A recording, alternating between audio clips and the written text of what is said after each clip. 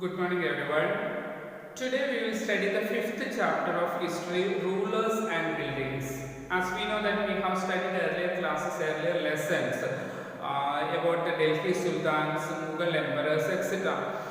In these lessons, we studied large number of building constructions of the rulers also. What purposes they have constructed, what was the use of these important temples or mosques and even palaces, forts, etc. So here, in this first page of this chapter itself, rulers and buildings, we will see that some figures are shown. First figure or figure number 1 shows the first balcony of the Qutub Minar. It was a construction we can find largely Qutub Minar's first balcony is shown in the picture here. Qutbuddin Aibak or Qutbuddin Aibak had constructed this Minar, which was around 1199. So Qutbuddin Aibak constructed this building 1199. We can see the pattern created under the balcony by small arches and geometrical designs. So wonderful architectural constructions, we can find the arches and geometrical designs also. These are all, there are two bands of inscription under the balcony also. Okay, two bands of inscriptions, so something is written there also. These are in Arabic language. Notice the surface of the minar is curved in angular. So the surface of the minar also we can find it is curved in angular shape. Not that we can find that some of the modern buildings when we construct our houses, we can find largely no much angular shapes.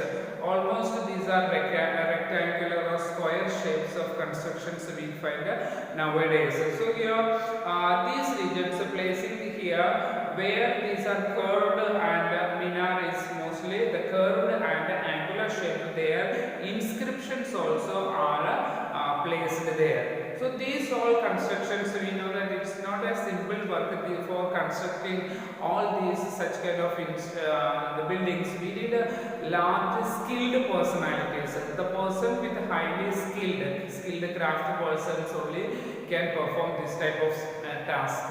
Or here, very few buildings were made of stone or brick 800 years ago. This all the constructions, not now in the modern world, we know the science and technology has much developed, so the construction of different types of buildings become very easy. But these 800 years ago, we can find many of the constructions, those periods. Mostly these buildings were very of few of the buildings were made of stone and bricks also.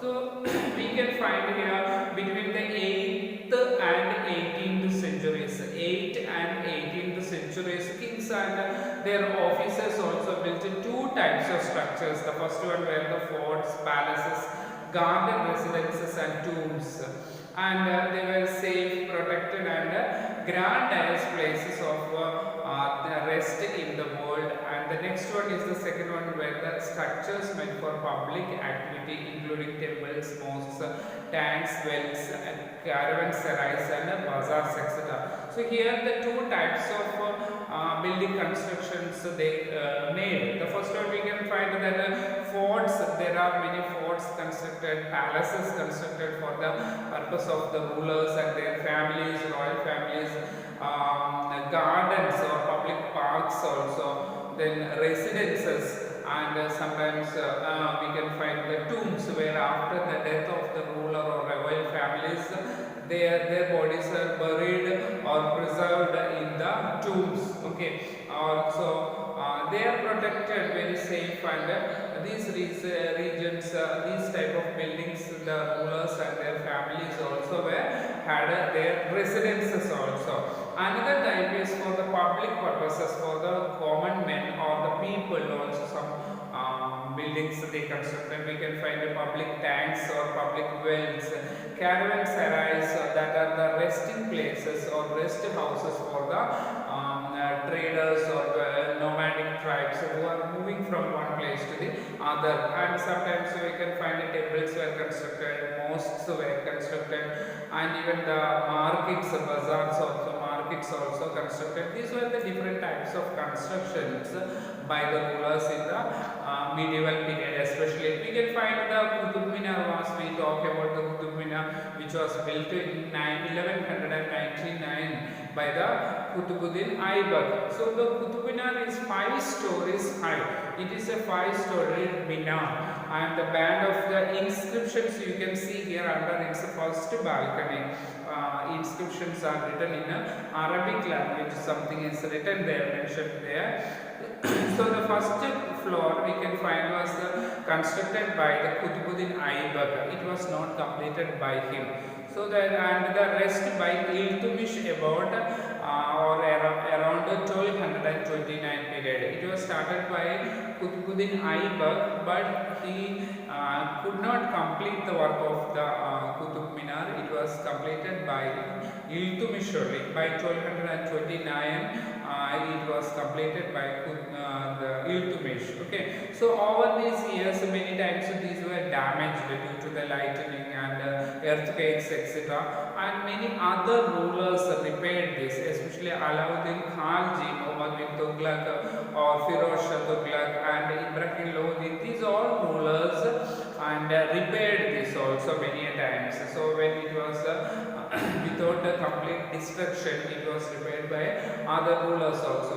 So why the kings used to construct such kind of buildings, especially when we can find here that they were very just rulers. They were taking care of their people or subjects. So kings were expected to take care of their subjects. That means the people, and they also, so that they constructed many types of structures for their own use and comfort, and for the people also, other people also. So rulers hoped with their praise, the people will praise them when they are constructing the buildings or other structures for the people, and so that they used to construct many of the different types of structures.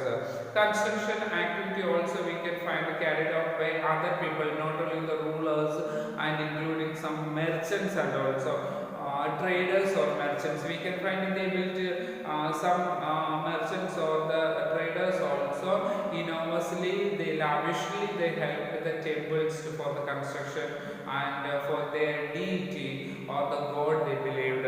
Include some merchants we can find they also built temples, mosques and wells also.